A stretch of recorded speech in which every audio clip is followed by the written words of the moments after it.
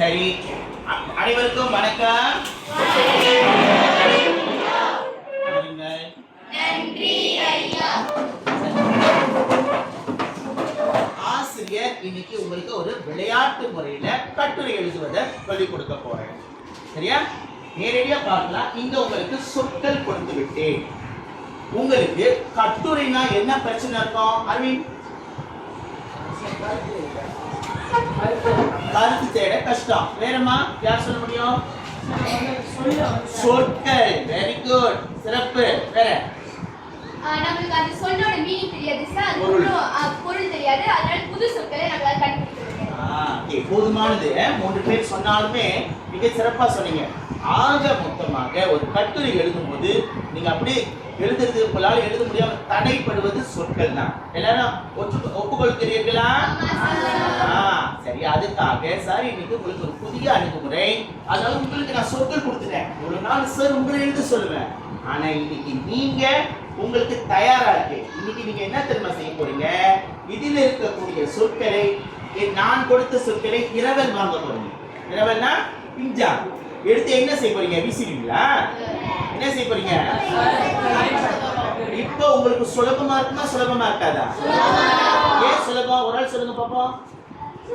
நவீன், நம்ம இரவல் வாங்கும்போது நம்ம தெரியாத சொற்களை அதுல போட்டா நம்ம கரெக்டா வாக்கிடுறோம். ஓகே, சரி. வேற இன்னும் ஒரு சுலபமா? சிறப்பு. கட்டுரை அவர் சொல்றாரு, பிறகு நான் பார்க்க போறேன் கட்டுரை சிறப்பா இருக்க போதா இல்லையானே. சரி, நான் முதல்ல சொன்னது போல இன்று உங்களுக்கு நான் கொடுக்கின்ற தலைப்பு தொலைபேசி. சந்தோஷமா? சந்தோஷமா? சந்தோஷம். நம்ம இப்ப புதிய அணுகுமுறையில என்ன இருக்கு? தொலைபேசியை பத்தி நீங்க என்ன எழுதலாம்? கதை எழுதலாம், கருத்து விளக்க கட்டுரை எழுதலாம், அப்படி எது வேணாலும் எழுதலாம் இல்லையா? சரி, நேரத்தை தாழ்த்தாம நம்ம நேரடியாகவே இப்ப உங்களுக்கு இந்த சொற்கள் கொடுத்துருக்கேன். சார், என்ன சார் விளையாட்டு? உங்க கையில ஸ்டிக்கி நோட் இருக்கா? ஓகே, இப்ப நீங்க இந்த சொற்களை பயன்படுத்த போறீங்கன்னு எனக்கு தெரியாது.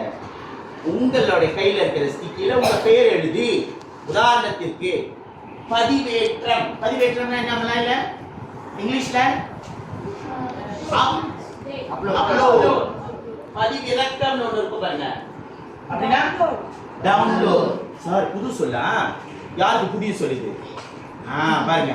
ஓகே, இது அப்லோட். ஒரு விஷயத்தை நம்ம அப்லோட் பண்றோம். எதுல அப்லோட் பண்ணுவோம்? Facebookல அப்லோட் பண்ணுவோம். இது மாதிரி.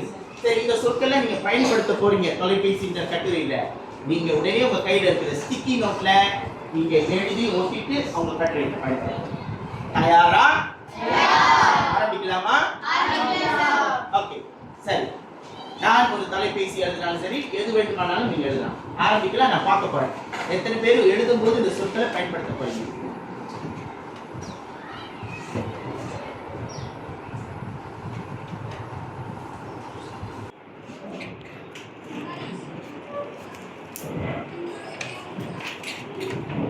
இந்த சொற்கள் உங்களுக்கு தேவையா? ஓகே, ஏன் இந்த சொல்லு தேவை? சார், நான் வந்து கருத்து எழுதுறேன் சார். என்னன்னா தொலைபேசியால் மாணவர்கள் பல தீமைகள் சார். அப்போ வந்து சமூக வலைதளத்துல மாணவர்கள் வந்து பல தீமைகளை அடைகிறாங்க சார். Very good. அதனால அவங்க சமூக வலைதளம். மற்றவர்கள் யார் இருக்கீங்க? வாங்க.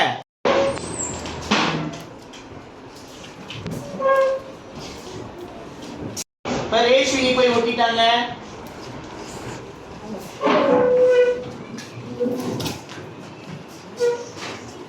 ஐஸ்வர்யா என்ன சொல்ல எடுக்கிறீங்க? குறுந்தகவல். Okay, good. கீர்த்தனா, நீங்க என்ன சொல்ல பாக்கிறீங்க? யார் நண்பர் பாக்கிறீங்க? என்னோட பல நண்பர்களும் பிறந்தனே அப்படி நான். Very good. கை தட்டி கொடுங்க உங்களுக்கு.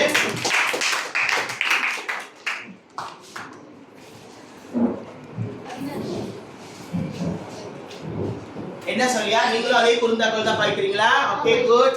அடுத்து நீங்க போகலாம் சார். யார் வேணாலும் போகலாம். நீங்க பார்த்து சொன்னாலும் சிறப்பு. ஓகே, நவீன், நீங்க என்ன சொல் பயன்படுத்துறீங்க?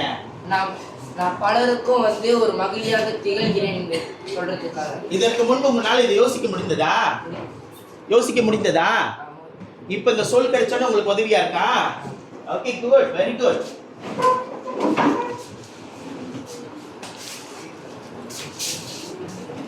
ஓகே, லவனேஷ்க்கு வந்து பதிவிறக்கம்.